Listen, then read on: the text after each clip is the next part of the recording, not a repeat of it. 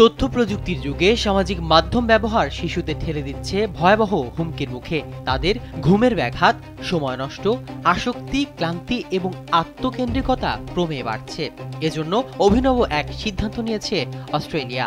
তারা সামাজিক যোগাযোগ মাধ্যমে ক্ষতিকর প্রভাবগুলো সামনে এনে 16 বছরের কম বয়সীদের জন্য সামাজিক মাধ্যম ব্যবহার নিষিদ্ধ করতে যাচ্ছে।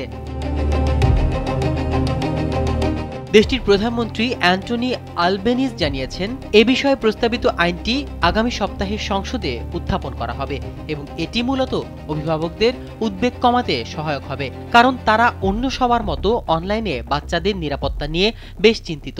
অস্ট্রেলিয়ার বর্তমান সরকার অভিভাবকদের সঙ্গে আছে বলেও উল্লেখ করেছে অ্যান্টনি আলবেনিজ।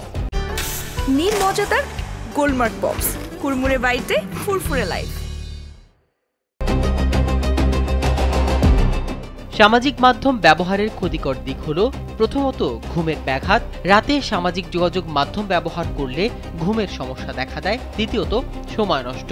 অপ্রয়োজনীয় বিষয় নিয়ে অতিরিক্ত সময় কাটানোর ফলে দীর্ঘশ্রুতিতা দেখা যায় এবং গুরুত্বপূর্ণ কাজ করা হয় না।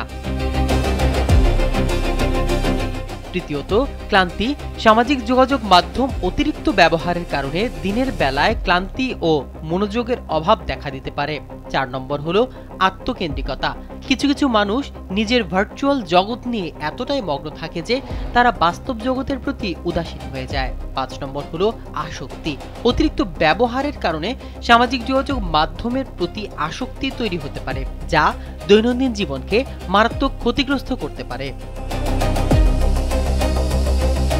অস্ট্রেলিয়ার প্রস্তাবিত আইনে বলা হয়েছে, যেসব শিশু ইতোমধ্যে সামাজিক মাধ্যম ব্যবহার করছে তারাও ছাড় পাবে না। পিতামাতার অনুমতি থাকলেও 16 বছরের নিচে কেউ অ্যাকাউন্ট খুলতে পারবে না।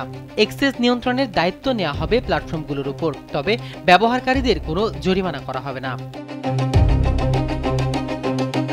দেশটিতে আইন পাশ হওয়ার পর এর কার্যকারিতাও পর্যালোচনা করা হবে। যদিও অধিকাংশ বিশেষজ্ঞ মনে করেন সোশ্যাল মিডিয়া সত্যি কিশোরীদের মানসিক স্বাস্থ্যের ক্ষতি করে, তবে কিছু বিশেষজ্ঞ বলছেন ভিন্ন কথা।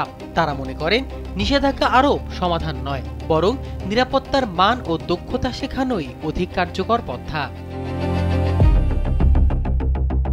মাহমুদুর রহমান সিয়াম, কালবেলা।